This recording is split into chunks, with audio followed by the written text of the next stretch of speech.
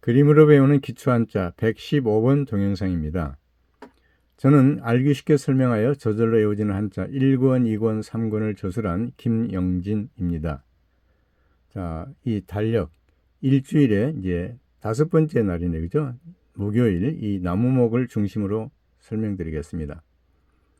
문해력 향상을 위해서는 한자 해석이 대단히 중요합니다. 이 나무목은 나무라는 뜻만 있는 것도 아니죠. 네, 목요일이라는 뜻도 있고 별 이름에도 사용합니다. 자, 나무 하면 산소를 내뿜기 때문에 산소공장이라고 흔히들 말하죠. 자, 그러면 이 나무가 오늘날 나무 목자로 어떻게 변천되어 왔는지, 갑골문자, 전서체 어떤 글자였는지 궁금하시죠? 자, 갑골문자에서는 이와 같은 형태로 했습니다. 이게 글씨라기보다는 그림이잖아요, 그죠? 그림. 예, 이게 나무목이었습니다. 그러다가 전서체에서는 또 이러한 형태가 되었죠. 이것도 그림 형태네, 그죠? 글씨라기보다는. 그러다가 오늘날 이런 형태가 되었습니다. 자, 그러면 쓰기 순서는요. 네, 이게 먼저입니다. 여기 1번이에요. 1번. 하나, 둘, 셋, 넷. 다시요. 하나, 둘, 셋, 넷. 하나, 둘, 셋, 넷. 4번 만에 쓰십시오. 자, 그래서 사획입니다. 사획이란 것은 한자를 쓸 때 4번 만에 쓰십시오 라는 뜻이죠.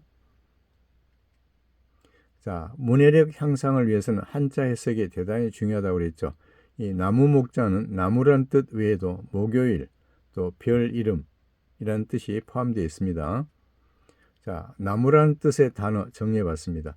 목공 나오죠? 나무목 장인공, 물건 만드는 사람을 장인이라고 그러죠. 그래서 목공 하면 나무로 물건을 만드는 사람. 그 다음에 목마, 말마자 나오네, 그죠? 나무로 말의 모양을 깎아 만든 놀이기구. 나무로 된 말을 목마라고 하죠. 목마. 그 다음에 목수, 나무 목자에다가 손수. 나무로 집을 짓거나 가구를 만드는 사람을 목수라고 하죠. 자, 이번엔 목석입니다. 이 나무목, 돌석. 나무와 돌이란 뜻도 있고 무뚝뚝한 사람을 목석 같은 사람 이런 말 하죠.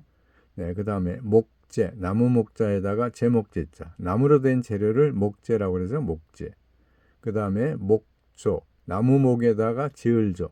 네, 목조 하면 나무를 재료로 해서 만드는 것도 목조.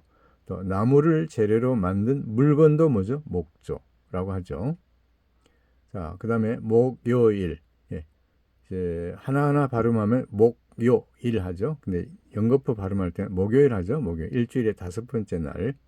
자, 어떤 사람이 월수금은 출근하고 화목토는 집에서 쉽니다 하잖아요. 그때 말하는 이 목은 목요일이라는 뜻이죠.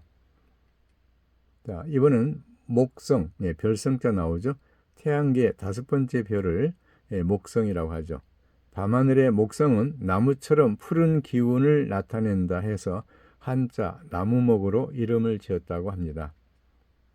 자, 그러면 이 나무목과 관련된 사자성어도 정리해봤습니다. 이게 목인 석심 나오죠. 나무목 사람인 돌석 마음심. 나무 인형의 돌 같은 마음. 왜냐하면 목인 나무목 사람이잖아요. 그러니까 나무 인형입니다. 나무 인형의 돌 같은 마음. 의지가 매우 굳어 어떤 유혹이나 감정에 마음이 쉽게 흔들리지 않는 심지가 굳건한 사람을 이렇게 말합니다. 네, 가끔은 융통성 없이 고집이 세거나 무뚝뚝한 사람을 비꼬는 부정적인 표현으로 쓰이기도 합니다. 그렇지만 원래는 지조가 있는 사람이란 뜻의 긍정적인 표현이었습니다. 그렇습니다. 문해력 향상을 위해서는 한자 해석이 중요하다고 그랬죠. 그래서 나무목은 나무란 뜻 외에도 목요일, 별 이름이 포함되어 있다는 것을 잊지 마시기 바랍니다. 자, 그럼 다음 동영상 116번 기초 한자에서는 이 금 있죠. 쇠금자에 대해서 설명드리겠습니다. 자, 끝까지 시청하시느라고 수고하셨습니다.